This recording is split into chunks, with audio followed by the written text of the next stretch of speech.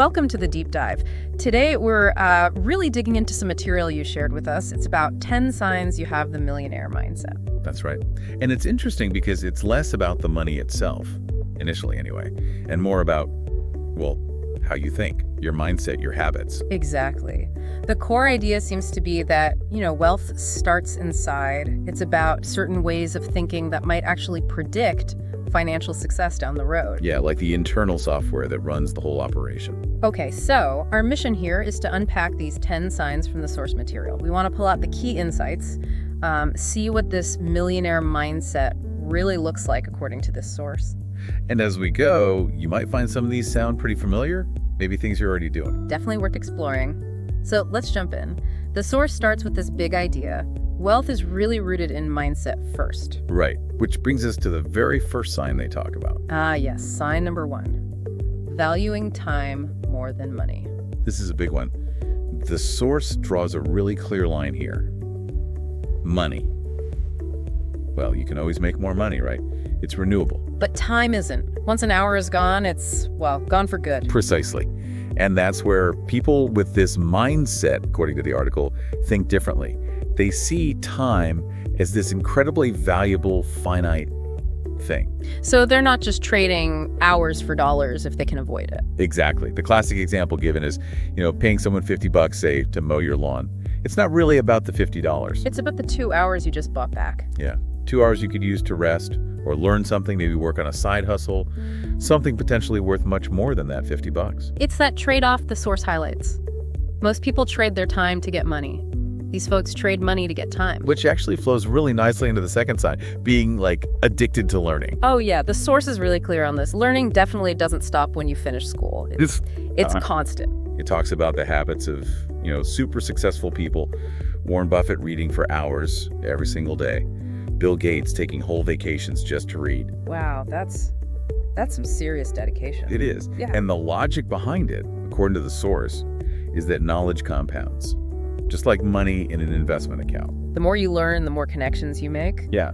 The better decisions you can make, I suppose. Totally. So if you find yourself always grabbing books, listening to podcasts, taking courses, just constantly trying to get better at things, communication, finance, whatever, that's flagged as a key trait. Okay, sign number 3.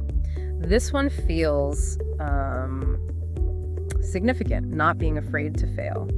Yeah, this one can be hard to get your head around because, let's face it, most of us try pretty hard to avoid failing. Right. But this mindset, the source says, sees failure totally differently. Not as the end, but as feedback. Essential feedback, yeah. Gives those big examples. Elon Musk's rockets blowing up, very publicly. Right, or Oprah getting fired early on, Steve Jobs getting pushed out of his own company. Huge setbacks.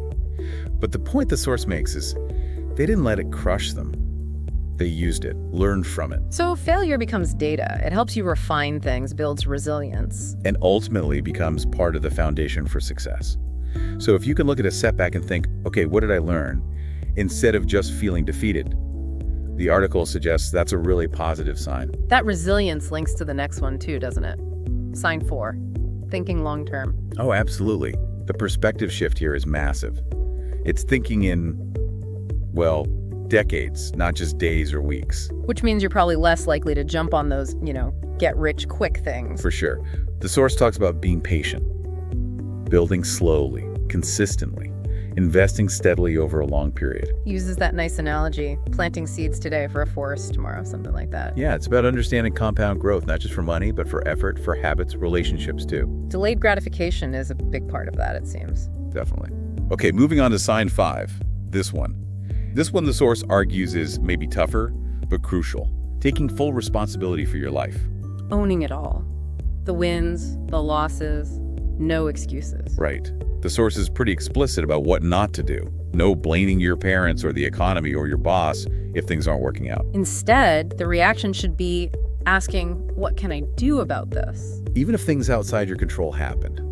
It's that shift, from feeling like a victim to realizing you're the one driving. The creator of your own path. Exactly. And the insight the source offers is, when you own the problem, you also gain the power to actually fix it. You're not helpless anymore. That feels empowering. Which makes sense if you're trying to build something significant. It does. And if you're taking ownership, you're probably also thinking carefully about where your resources go. which leads to sign number 6, investing instead of just spending. The consumer versus investor distinction. Yeah, this mindset prioritizes being an investor. And the source is clear. It's not just about stocks or property. Right, it's broader. Investing in yourself, like education, health, your network. Your network, your business, your skills, basically anything that can provide a return down the line. The source asks some good questions here, like, is your money going more towards entertainment or towards empowerment? Or are you focused on looking rich now versus actually becoming rich later? It's about thinking return on investment, or ROI. Applying ROI to, well, almost everything. Time, energy, money. Pretty much. Yeah. Where are you putting those things and what are you getting back?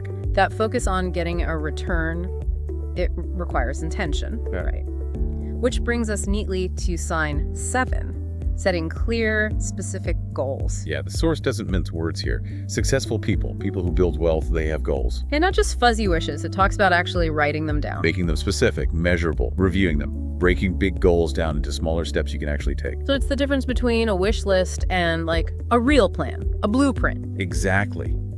That clarity helps you make decisions. What gets you closer to the goal? What doesn't? It makes saying no easier too. Wealth isn't usually an accident, according to this source. It's intentional. Goals are the map. Okay, number 8. This one might make some people nod, maybe a bit uncomfortably. It's being okay with not fitting in. Feeling like the odd one out. The source says that can be a good sign. Yeah, kind of, because if you want different results than most people, you probably have to do different things than most people. Like saving money when everyone else is spending. Or studying while others are just chilling. Stuff like that. Maybe you're working on a side project, evenings and weekends. The source acknowledges it can feel a bit lonely sometimes. Because you're not always running with the pack. Right. But the point is being comfortable with that difference because you're focused on a future goal that matters more to you than fitting in right now. Being okay with saying no sometimes. Building quietly. Exactly. That different perspective also connects to sign number 9, looking for solutions, not just problems. Oh, this is the entrepreneurial angle, right? Pretty much. Yeah. Instead of just complaining about something that's broken or annoying. You start thinking, how could this be fixed? Exactly. Seeing the opportunity in the problem. The source uses examples like Uber tackling bad taxi experiences. Or Airbnb and expensive hotels. Yeah. Amazon and inconvenient shopping. Right. They saw a problem and built a solution. So if you naturally look at frustrating situations and think, there has to be a better way, and start brainstorming, that's seen as a really powerful sign. Okay, we're at the last one. Sign number 10. Practicing discipline, especially when it's hard. And the source defines discipline really simply. It's just doing what you need to do, even when you really, really don't feel like it. Yeah. That's the tough part. Totally. It's choosing to save instead of splurge. Getting up early when the bed is warm. Yeah. Focusing on your work where distractions are everywhere. It's not easy. The source admits that. But it frames it as the key thing separating people who just dream about success from those who actually achieve it. Discipline builds consistency. And consistency gets results over time. That's the idea. Yeah. Doing the work day after day, even when nobody's watching or clapping for you. Just doing it. Wow. Okay, that's a pretty thorough list of 10 signs from this source material. Let's just quickly run through them again. Sure. Valuing time over money. Addicted to learning. Not afraid to fail. Thinking long term. Taking full responsibility. Investing instead of spending. Setting clear goals. Being okay not fitting in. Looking for solutions. And practicing discipline. Phew. It really hammers home that idea, doesn't it? That building wealth starts with these internal qualities. It's a mindset before it's a bank balance. Yeah, and the source offers some encouragement too. It suggests, if you recognize maybe 4 or 5 of these in yourself already, that's a great sign. And maybe more importantly, just deciding to actively work on developing any of these traits is presented as really valuable. So it's definitely worth taking a moment to reflect. Which of these points we've discussed, drawn from the source, really hit home for you? Which feel like strengths? Which maybe areas to work on? Yeah, definitely food for thought. This whole deep dive really underscores how much of this, according to the source, is about the inner game, how you think, how you act consistently. Which leaves us with a final thought to chew on. Okay. If developing these mindsets, these ways of behaving, is presented as so crucial, how do you actually cultivate them day to day, especially when things get tough, when life throws challenges that really test that responsibility or that discipline or make you question whether standing apart is worth it? How do you actively build these muscles?